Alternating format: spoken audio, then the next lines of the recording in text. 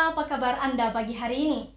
Berita Imbasit kembali hadir dalam 10 menit ke depan bersama saya, Tazatia Ranggun. Kami akan menghadirkan sejumlah rangkaian berita teraktual dan terpercaya yang menarik untuk Anda. Kabar pertama datang dari Jakarta. Badan Pengembangan dan Pembinaan Bahasa Kementerian Pendidikan, Kebudayaan, Riset, dan Teknologi mengukuhkan Pedoman Umum Ejaan Bahasa Indonesia sebagai pedoman penggunaan bahasa Indonesia yang baik dan benar melalui keputusan Kepala Badan Pengembangan dan Pembinaan Bahasa nomor 321-1-BS.00.00/2021. Penetapan kaidah bahasa melalui keputusan Kepala Badan Bahasa Kemendikbudristek itu merupakan prosedur yang lebih ringkas, sederhana, dan singkat, sehingga hasil pembakuan dan kodifikasi kaidah bahasa dapat segera digunakan dan dimanfaatkan oleh masyarakat. Penetapan ini dilakukan untuk menyikapi perkembangan bahasa dan kebutuhan penggunaan bahasa, karena pemutakhiran kaidah bahasa harus segera direspon dengan cepat.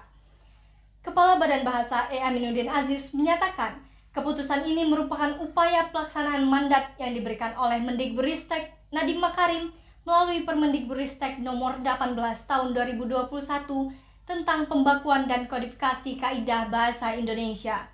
Permendikbudristek yang berlaku mulai tanggal 28 Juli 2021 tersebut memuat tata cara dan tahapan pembakuan dan kodifikasi serta pemutakhiran dan penyebar luasan hasilnya. Pembakuan dan kodifikasi kaidah bahasa Indonesia tersebut berupa tata bahasa, tata aksara, kamus, ensiklopedia, glosarium, rekaman tuturan, atau bentuk lain yang sejenis. Berkaitan dengan hal itu, PUEBI merupakan hasil pembakuan dan kodifikasi kaidah bahasa Indonesia yang berupa tata aksara. Dalam pasal 10 Permendikbudristek nomor 18 tahun 2021 disebutkan bahwa pembakuan dan kodifikasi dilaksanakan oleh Badan Pengembangan dan Pembinaan Bahasa.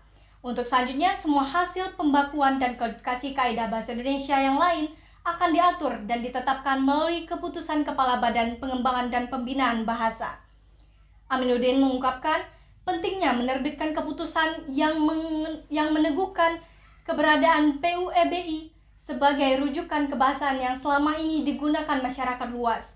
Dalam pasal 19 Permendikbudristek nomor 18 tahun 2021 disebutkan bahwa pada saat peraturan menteri ini berlaku, Permendikbud nomor 50 tahun 2015 tentang Pedoman Umum Ejaan Bahasa Indonesia atau PUEBI akan dicabut dan dinyatakan sudah tidak berlaku.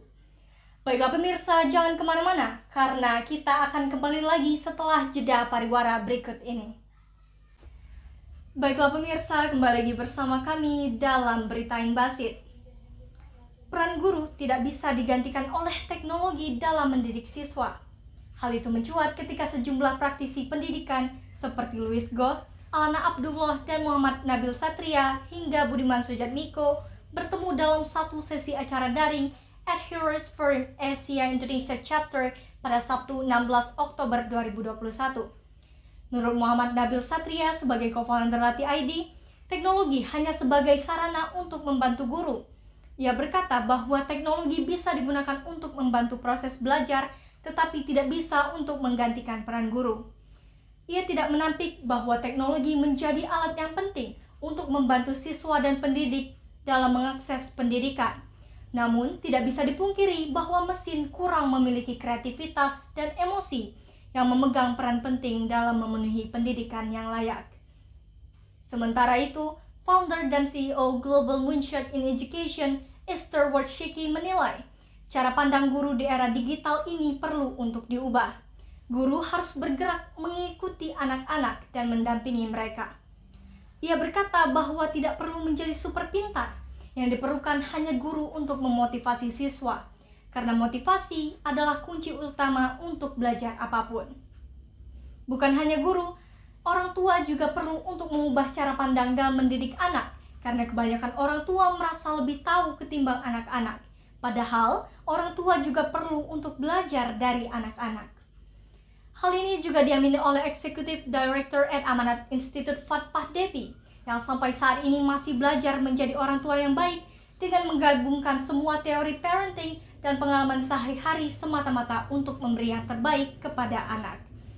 Adherence Forum Asia Indonesia Chapter merupakan bagian forum pendidikan di Asia. Indonesia menjadi negara pertama dari sejumlah seri pertemuan di sejumlah negara.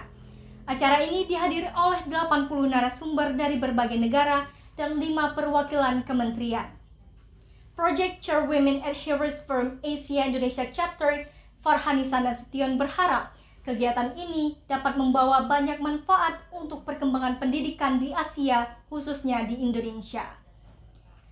Dan pemirsa, informasi tadi sekaligus menutup perjumpaan kita dalam program Berita Himbasit pagi hari ini. Jangan lupa untuk selalu menerapkan protokol kesehatan, tetap jaga kesehatan dan kebersihan Anda. Saya Tazatia Ranggun mewakili seluruh kerabat yang bertugas mengucapkan terima kasih. Selamat beraktivitas dan sampai jumpa.